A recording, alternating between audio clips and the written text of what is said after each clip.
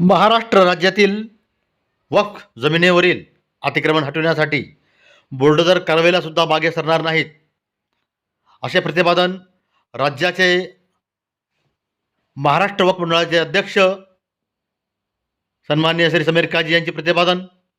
बघूया पुढील वृत्तांत सविस्तर. सध्या राज्यमंत्री दर्जाप्राप्त वक्फ मंडळाचे अध्यक्ष माननीय श्री समीर काजी हे अतिक्रमणाविरोधात आक्रमक आहेत. छत्रपती संभाजीनगर, औरंगाबाद आणि बीडसह अनेक ठिकाणी महाराष्ट्र राज्यामध्ये वक्फ जमिनीवरील अनधिकृत अतिक्रमणाच्या विरोधात कडक कारवाई सुरू आहेत. ज्या व्यक्तींनी वक्फ जमिनी अतिक्रमित केल्या आहेत त्यांना कायदेशीर भाडेपट्ट्यावर आणून वक्फच्या उत्पन्नात वाढ केली जात आहे. यामध्ये बुलडोझर कारवाईलाही मागे झटणार नाहीत, असा इशाराही काजी यांनी दिला.